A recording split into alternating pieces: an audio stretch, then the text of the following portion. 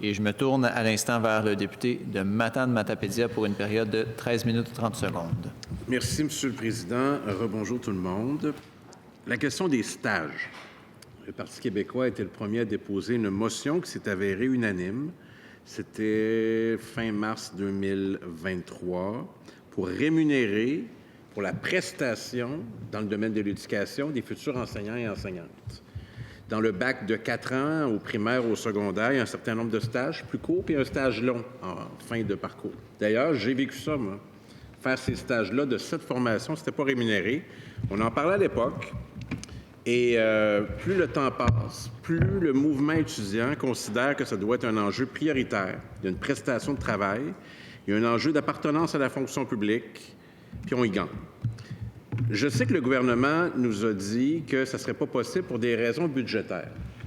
Mais j'ai une proposition à faire au ministre qui pourrait permettre à tout le moins dans le domaine de l'éducation d'aller quand même de l'avant. Je m'explique. Il manque d'enseignants. Si on avait tous ces enseignants-là, on les paierait.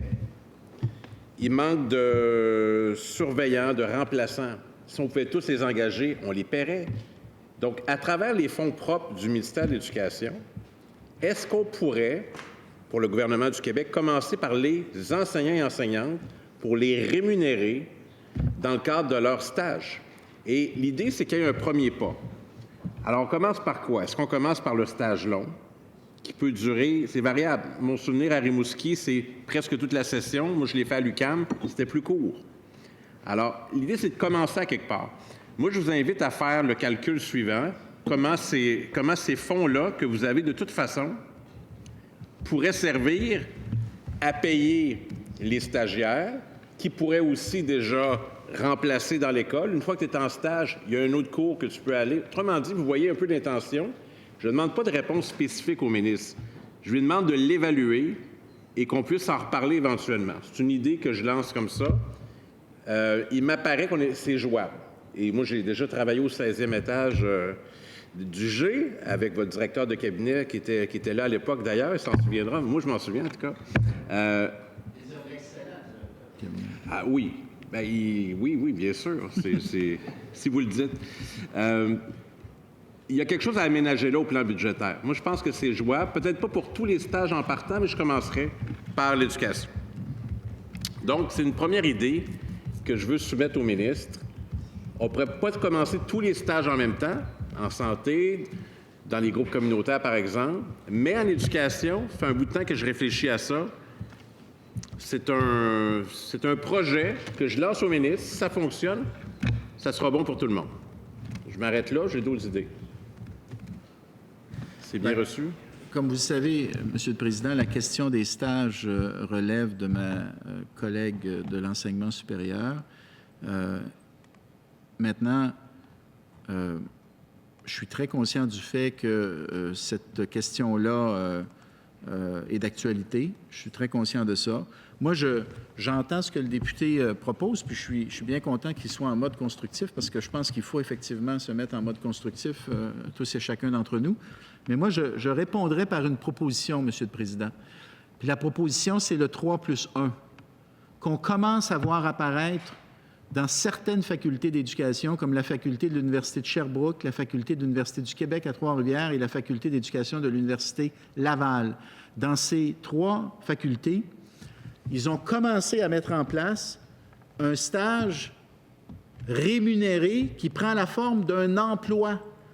L'enseignant de 4e année se voit accorder une classe et ça devient une sorte d'internat, un peu comme on le dit pour les médecins, là, ils font leur internat à l'hôpital. Bon, bien, les enseignants dans ces programmes font leur internat, leur 4e année, leur stage, à l'intérieur d'un centre de service scolaire, dans une classe, rémunérés comme s'ils étaient un enseignant. À la différence, si vous permettez, M. le Président, que les centres de service scolaire ont les fonds pour le faire. Donc, ça peut prendre cette forme-là. C'est comme une avance sur leur formation. Ils sont déjà intégrés dans le cursus.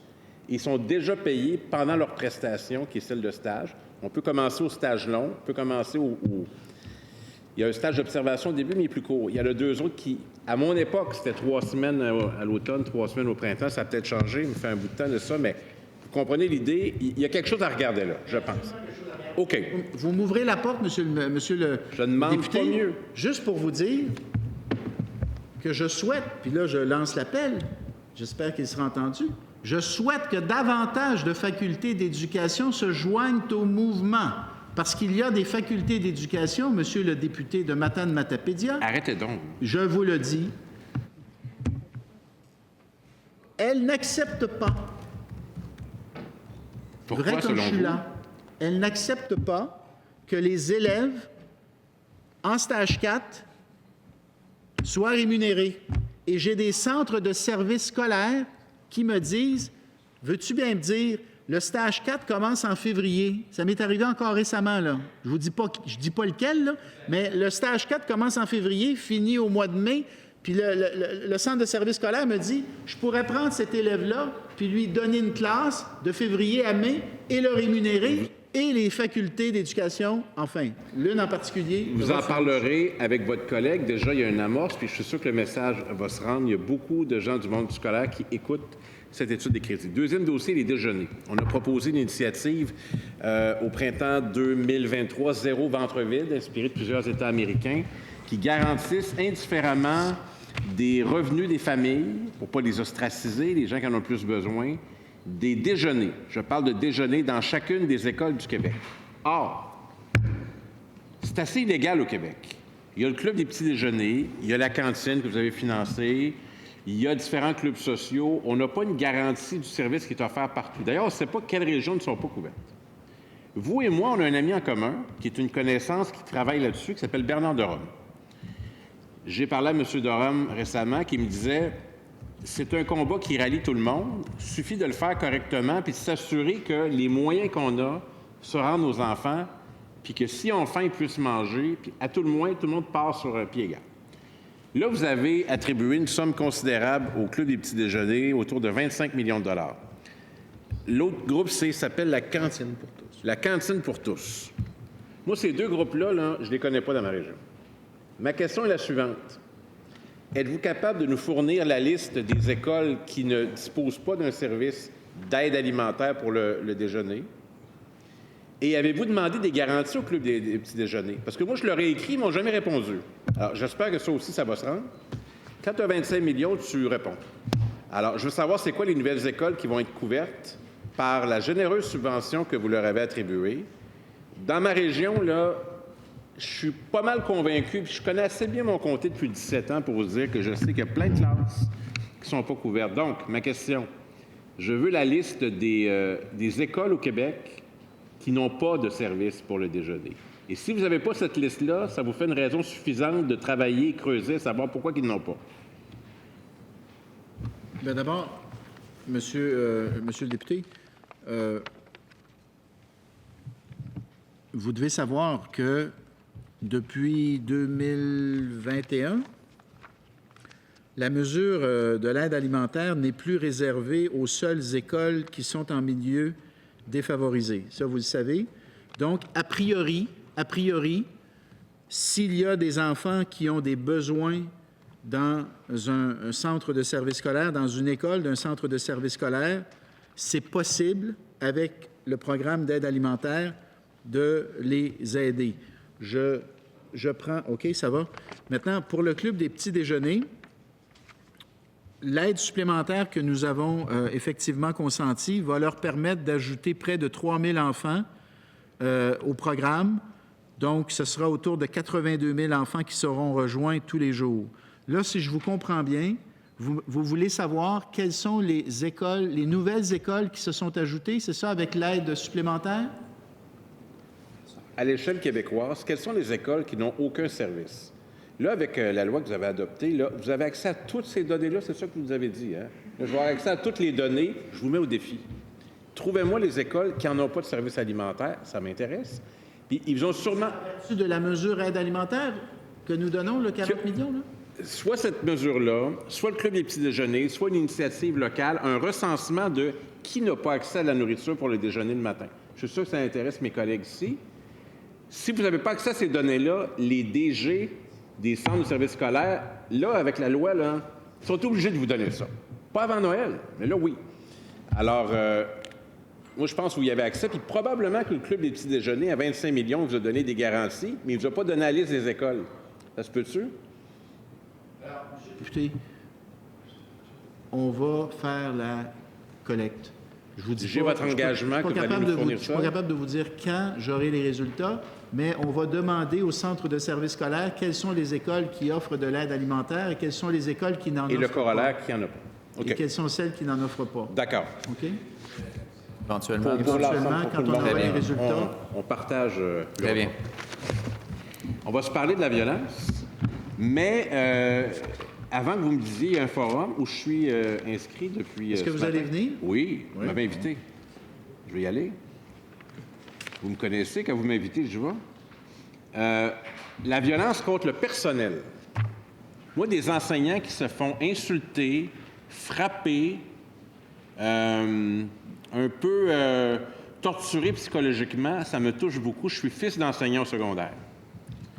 Et si je n'étais pas à l'Assemblée nationale, je serais un d'eux, dans une école en enseigné. Vous savez, on m'avait eu en entrevue déjà, puis on a parlé du stage que j'avais fait il y a quelques années de ça. Les statistiques que j'ai, là, le nombre de lésions liées à de la violence à l'égard d'enseignants et de professeurs a augmenté de 64 % en 2018 et 2022. J'imagine que c'est inclus dans la journée. C'est énorme. 104 % d'augmentation chez les éducateurs spécialisés. Sûrement qu'on vous a parlé du centre de service scolaire des Phares. Ça, c'est Rimouski puis la Métis dans ma circonscription. Il y a une lettre qui circule, puis probablement qu'elle s'est rendue sur votre bureau ou celle de votre directeur de cabinet ou de votre sous-ministre. C'est incroyable ce qu'il y a là-dedans. Si vous ne l'avez pas, je vais m'assurer que vous puissiez l'avoir. Ça a fait l'objet d'un reportage de Radio-Canada. Les enseignants ont peur. Il y a un jeune désorganisé dans une école de Sainte-Luce, 8 ans, je pense. À lui seul, il a fait en sorte qu'on évacue une école au complet avec le dispositif là, pour éteindre les feux. À lui seul, pendant une journée. C'est incontrôlable. Il fait quoi dans ce temps-là? Puis il y a des profs qui se font frapper, puis il y a des profs qui ne reviennent pas parce qu'ils ont été filmés. Le téléphone, c'est pas pour rien que j'ai parlé de ça ce matin. Ils ont été filmés, ils ont été ridiculisés sur les réseaux sociaux. Il faut protéger les enseignants. En France, c'est pas mal plus tough, là. Ils ne jouent pas avec ça. Donc, dans la journée que vous nous avez préparée, où on va échanger, il y a la dimension de la violence entre les élèves, la violence psychologique, la violence sur les réseaux sociaux, bien sûr, mais assurez-vous qu'il y a une part importante pour protéger les enseignants. Ça, là, ça me touche beaucoup. Et il y a des jeunes qui ont déjà une force physique même pour intimider. Puis c'est bien embêtant parce qu'évidemment, ce sont des mineurs.